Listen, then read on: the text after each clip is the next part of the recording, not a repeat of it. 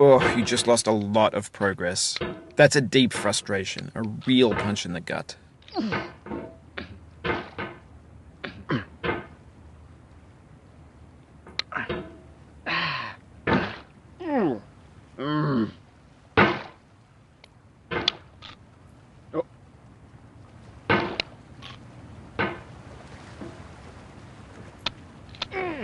There's no feeling more intense than starting over.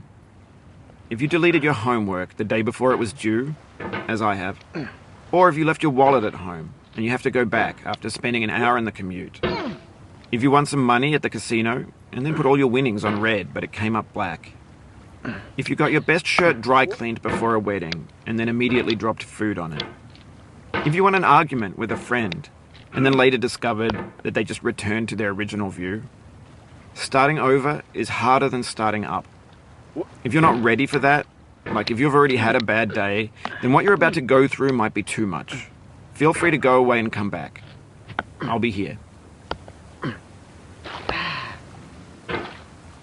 Alright, thanks for coming with me on this trip. I'll understand if you have to take a break at any point. Just find a safe place to stop and quit the game. And don't worry, I'll save your progress, always. Even your mistakes.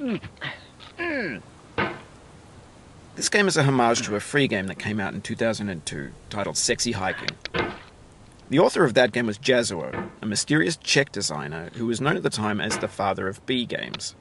And B games are rough assemblages of found objects. Designers slap them together very quickly and freely, and they're often too rough and unfriendly to gain much of a following. They're built more for the joy of building them than as polished products. In a certain way, Sexy Hiking is the perfect embodiment of a B game. It's built almost entirely out of found and recycled parts, and it's one of the most unusual and unfriendly games of its time. In it, your task is simply to drag yourself up a mountain with a hammer. And that act of climbing, in the digital world or in real life, has certain essential properties that give the game its flavor. No amount of forward progress is guaranteed. Some cliffs are too sheer or too slippery.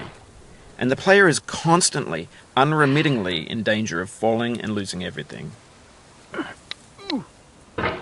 Anyway, when you start Sexy Hiking, you're standing next to this dead tree that blocks the way to the entire rest of the game. It might take you an hour to get over that tree, and a lot of people never got past it. You prod and you poke at it, exploring the limits of your reach and your strength, trying to find a way up and over. And there's a sense of truth in that lack of compromise.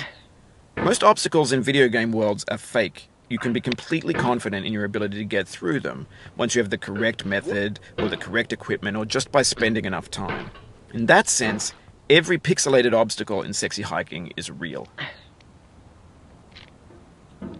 The obstacles in Sexy Hiking are unyielding, and that makes the game uniquely frustrating. But I'm not sure Jazzuo intended to make a frustrating game. The frustration is just essential to the act of climbing, and it's authentic to the process of building a game about climbing. A funny thing happened to me as I was building this mountain. I'd have an idea for a new obstacle, and I'd build it, test it, and it would usually turn out to be unreasonably hard. But I couldn't bring myself to make it easier. It already felt like my inability to get past the new obstacle was my fault, as a player rather than as a builder.